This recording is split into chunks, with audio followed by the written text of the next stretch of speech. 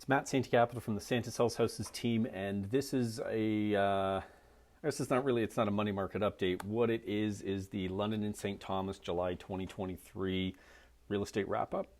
I guess we'll give it that name. Why not? Sounds fun.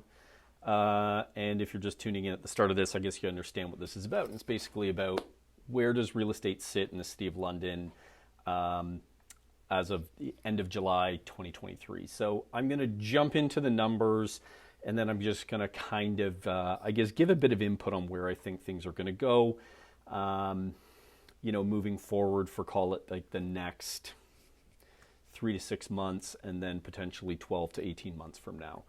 So where do we sit for the numbers? So sales for the month of July in 2023, we ended in London and St. Thomas at 640. Now, we're going to compare to a few different times. One is going to be year over year numbers, and then one we're going to actually compare it to the previous months.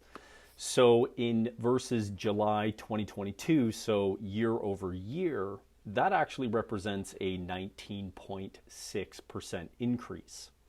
We saw 535 sales during July of 2022 versus the 640 we saw this past month. However, where things show a slowing of the market is when we actually go back to June. So we go month over month. We actually saw in June 745 sales occur, which shows a drop in 14.1%. So new listings, same kind of trend there. New listings for this past July, we saw 1,333. Year over year, so July of 2022, we sat at 1232. So again, year over year, that's a change of 8.2%. However, comparing it to June, the previous month, we were at 1414, or 1,414, which represents a 5.7% decrease. Now, active listings is where things start to get a little more interesting overall when we look at kind of both time frames, month over month and year over year. So July of this year, we saw 1,853 active listings. July of 2022, we saw 1,864. So pretty stable when we look at year over year. Now, when we actually compare to June, however, June we saw 1,661 active listings, and that represents between June to July increase. We're seeing an 11.6% increase in available inventory. So no wonder people are starting to feel, a market slowdown, because we're seeing active listings are increasing and sales activity is decreasing. So if they were sitting here, they're kind of going in both directions. So you're getting a double effect of feeling, what I call the vacation mode of London. I'm not sure if this exists every place else in Canada, but July typically, when we do look historically, over the years, July we actually do normally see a bit of a pullback in activity. I like to say it has to do with the summer and vacations. It's just kids are out of school, whether that's elementary school, college, university, they're all out. So if you have a family, what are you doing? You're going and doing day trips, places, you're thinking about other things while you can, and then we're going to start to see things start to probably pick up end of August. Now, if you're a buyer, that presents a very great opportunity for you, because again, listings are up, sales activity's down. That means there's more to look at and you have a little bit more time to make a decision. So if I was a buyer, I would be getting my pre-approval done and I'd be heading out shopping, because at the end of the day, what typically follows this summer lull in the market is we start to then go back to increased sales activity. Now, those numbers I just covered were London and St. Thomas. Now I just want to focus on London. And the reason for that is, London makes up the biggest chunk of the London and St. Thomas Association of Realtors transactions or market share. So sales for July 2023 sat at 463. July of 2022, so year over year, we were at 377 the previous year. That represents a 22.8% increase in sales. So interesting that within the City of London, sales are actually even higher than compared to Elstar as a whole. Now, if we go back to month over month, interestingly, June of 2023, sales sat at 532. So we went from 532 in June and we dropped to 463 in July of this year. That represents a 13% pullback. So a little bit less than the overall board by 1% or 1.1% if we want to get really technical. But so interesting. Generally, London, again, because London makes up the vast majority of the market, not everybody wants to move to the outerlying areas where, let's say, you don't have a robust transit system. You have to have a car, as an example, if you live outside of the city and you need to get into London for work or school or anything like that. So the London core in particular doesn't get as affected. So new listings, again, for the City of London here on July of this year sat at 951. Year over year, so July of 22, we were at 871, which represents an increase of 9.18%. Now, month over month, we saw a 4.1% decrease. So June of this year, we sat at 992 versus the 951. So actually pretty close to even. Yes, it's a 4% drop. It's not as big of a drop as the overall board, again, being 5.7, but we're getting closer to a kind of flat market for new listings in that sense, I guess you could say, from a month over month perspective. Active listings in the City of London at the end of July of this year, we saw 1,156. The previous month of July, a year ago, so 2022, we sat at 1,210. So that showed a decrease of 4.46%. Now, if we compare June of this year to July of this year, so month over month, in June of 2023, we saw 1,016. And that represents a change, an increase of 13.8. So again, within the City of London, what are we seeing? We're seeing active listings increase and sales decrease, creating an even bigger spread. So again, if you're shopping for a home and you're looking to purchase a home within the City of London, now is an absolute spectacular time to do so because, again, the market is slowing. Again, we're seeing that summer lull is what I call it.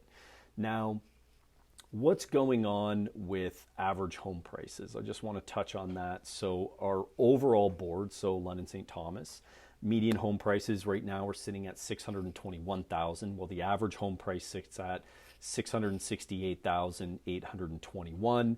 Now, what's the difference between a median and an average? If you're not familiar with, is median we remove the low and the high, and the idea is there was we come up with a more general price, or what people feel is a more accurate price versus the average, because if you do get some extremely low sales, some extremely high sales, the averages then can kind of get skewed. So now when we dissect and we just look at the London market specifically, the median home price in the City of London sat at $600,000 and the average home price sat at $642,693. Now, what you might be asking is, wait a minute, why is the City of London median and average home price lower than London and St. Thomas as a whole? After all, generally speaking, London being the bigger center, home prices should be higher. And I would agree. You probably would find, to a certain degree, more expensive homes in London.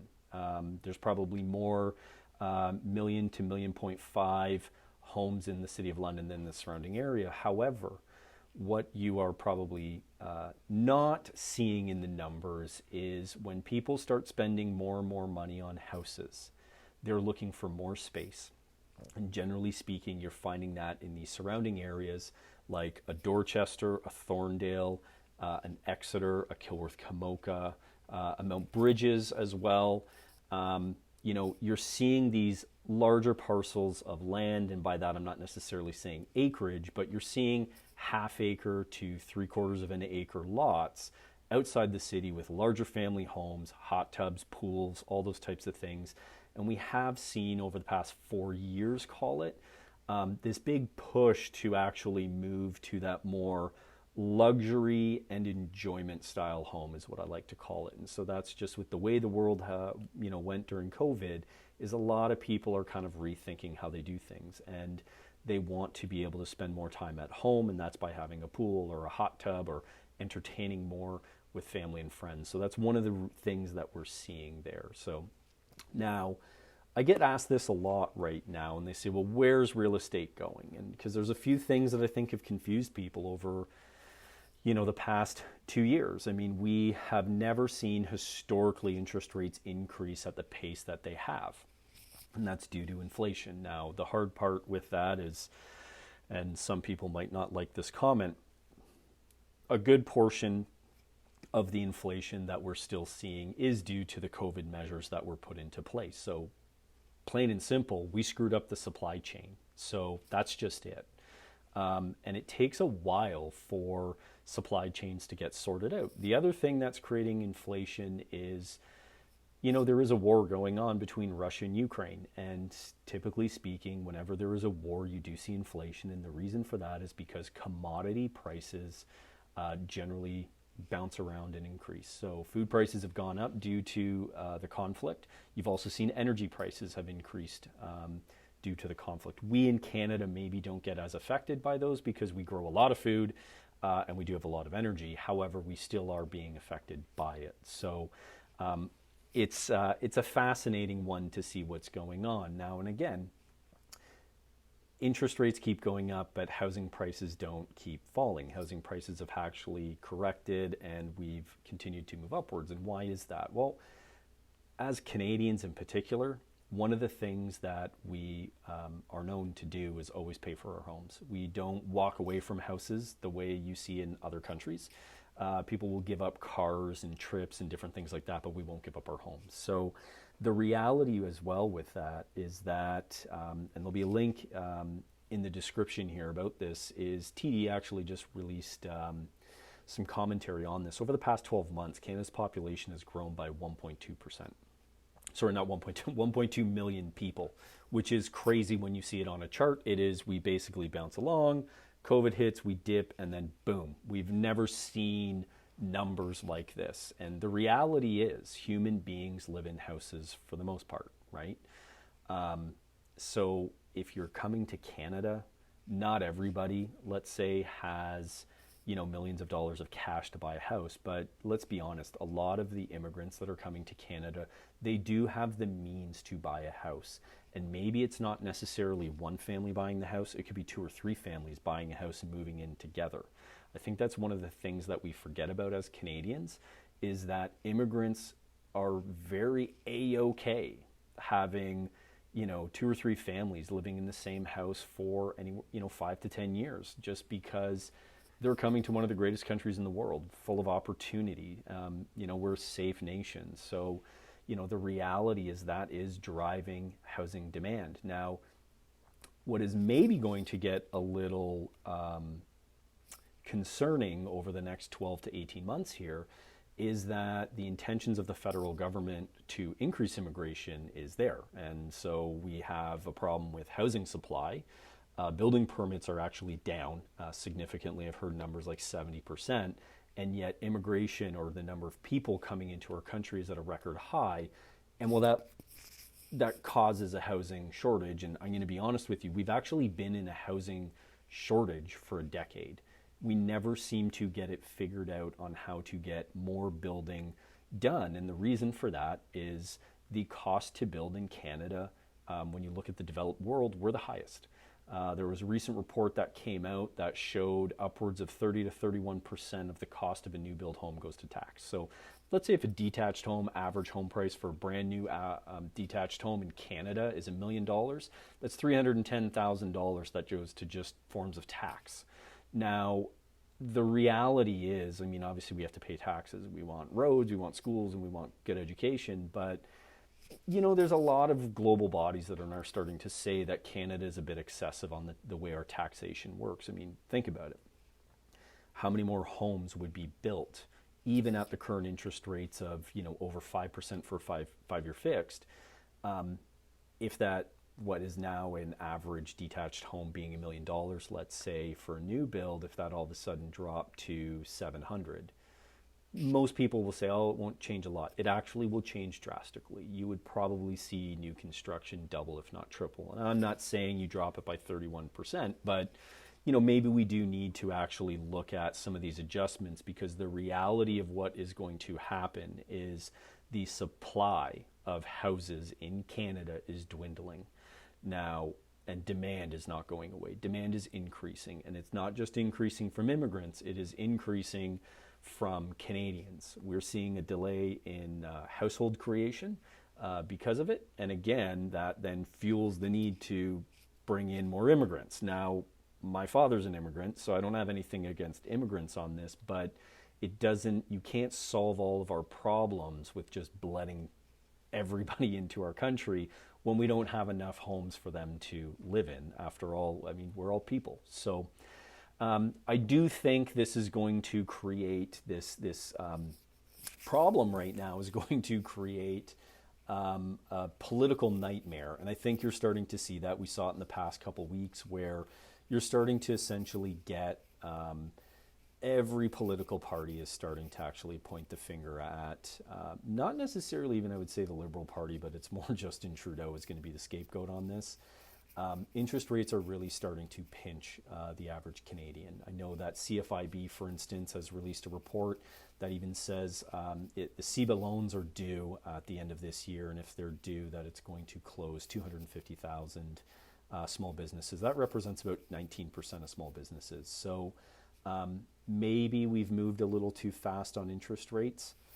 I've got one solution I've set up before, and I know it's not the most popular one. I am a tree hugger. I love the environment, but if you scrap the carbon tax, you will essentially obliterate any inflation that we have, because carbon tax is an inflation-causing tax. It's a tax on energy, always, consistently energy, and it's baked into the cake. Every April they increase it. So if we were to actually back all of that out, you would, can't remember exactly what it is, but you would probably see the cost of gasoline and diesel, for instance, would drop probably 20 cents a liter. Now that carries through to food, to the cost of building a home and everything. However, it's not going to happen overnight. Probably would take 6 months for it to actually trickle into the economy. So that'd be one solution. Not saying it's the best. It's just, I'm not the smartest guy in the room. That's just one idea that's very simple that everybody understands. So anyways, it's Matt Santagapita from the Santa Sells Houses team. I hope you enjoyed our July 2023 real estate market wrap up. If you have any questions, feel free to leave them below in the comments. Also, feel free to send myself or Dale on our team a direct message. We're always more than happy to answer questions. I know not everybody is comfortable asking questions openly, even though I would encourage you to do so, because I think what most people will realize is there is no stupid question, there is only stupid answers, and generally speaking, there's a lot of other people who probably have that exact same question as you. So again, have a great day. Hope you found value in this. Talk to you soon. Bye.